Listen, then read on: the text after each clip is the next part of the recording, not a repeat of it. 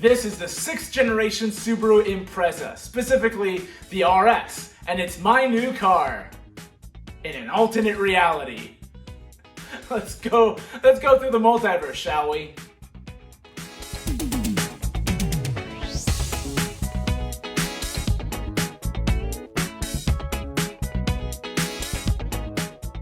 So in 2012, I bought a Impreza hatchback. I loved it.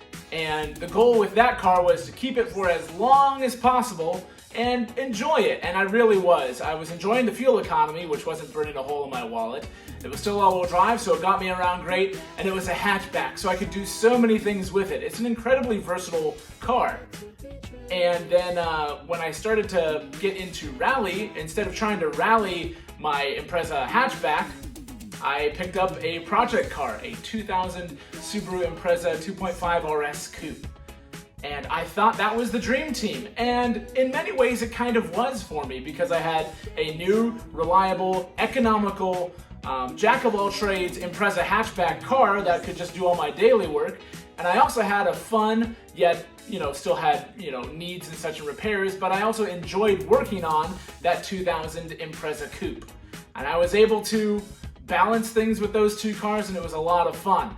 But then, in 2015, a hyper blue WRX STI showed up to the store that I worked at. And I couldn't say no, but my old Impreza Coupe wasn't worth a whole lot, so I traded in my beloved 2012 hatchback. Now, had that not happened, I surmise that I would have stuck with that Impreza hatchback, kept doing my rally things with old cars, and called it a day. And around this time, we're now in 2023 as of this video, I would probably be thinking about upgrading. And this would be that upgrade. This is the Impreza RS. And aside from the fact that that badge seems to be very controversial, and I do understand because I've owned two of them, this is still a great car because it's a great jack of all trades. And not only that, but they've wrapped it up in a sportier package than before, and I love this blue. I wonder why.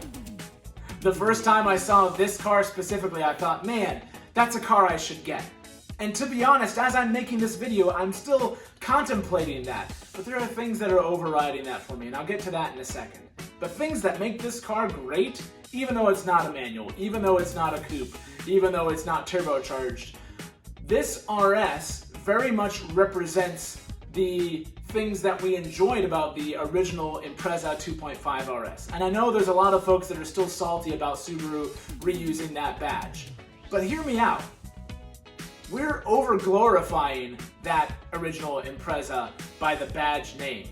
Because to a lot of folks in the US, 2.5 RS just represents the car that we didn't get. You see, overseas in Japan land and in Europe and every place else cooler than the United States, which is a lot of places apparently, you could get WRXs in that iconic body style. That was the body style, that was the car that Colin McRae drove to his first championship in. So of course that car is going to have a lot of nostalgia around it. Regardless of what was under the hood, people didn't buy that car for the badge, they bought that car for what it looked like. And then we put all this stuff in it to make it the car that it wasn't. That car really tested out the market in the US for the WRX to show Subaru of America that Americans really wanted their own rally car. And it's been a hit ever since.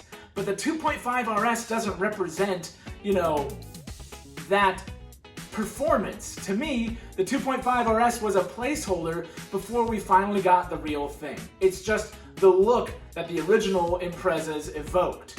And if we're all hung up on the RS badge, then we should remember what it was actually here for in the first place. It was a placeholder. But the 2.5 RS was also just a fun car in its own right. Even if you didn't know about the WRX, even if you didn't know about rallying, that was a small, fun, all-wheel drive car that could do just about anything.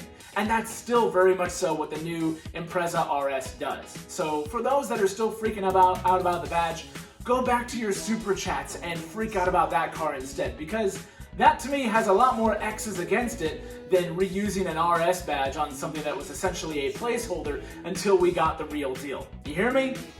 Good. So, back to this car. Why don't I own one of these things? It makes a ton of sense. I have the Dad Wagon, which is an older but still functional hatchback Impreza that's easy to load stuff in and out of, easy to use for kids. It's still all-wheel drive. It doesn't look too bad either. And then, on the flip side, I've got my WRX STI, which is loads of fun and has that bright, obnoxious blue color. Here we are. So, why don't I go for this? And there's really two reasons. One, I do enjoy having two cars. If you haven't seen my Subaru's video, check that out. But I also really enjoy being able to change modes between stuff. And having one car to rule them all would be really difficult for me to do. I should know, I tried to do that last summer. You see, between May of 2022 and October, I owned just the STI. I had sold my Baja and I didn't have the Dad Wagon yet. And I tried to make the STI do everything, and that was really difficult to do. And I find that switching between one car and another, it keeps things fresh, it keeps things more interesting. But another reason why I can't go to this car is because I can't get rid of the 75 STI. It's my channel's namesake for a reason. And it took a little bit of time for me to really realize that. And even though on paper, this makes more sense, it's more economical, I don't have to put, expensive fuel in it, it would still do all the things my wagon can do, it would still be fun to drive, maybe not as much fun as a manual STI, obviously. But this would still check many of those boxes. But the other thing is, I love everything I've done with the STI and everything I hope to still do with it. And those are really what compel me to keep it and why I decided after so long to name this channel after it. There have been a lot of cool things I've done with that car. And so every time I fire it up, I remember all those things. I recall going to the rallies, doing rallycross myself in that car, meeting my heroes, and forging relationships with people in motorsport.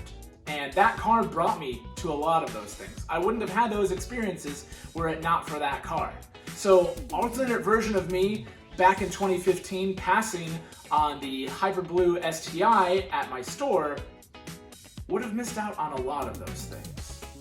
But multiverse of madness aside, I know memories don't go away when you sell a car.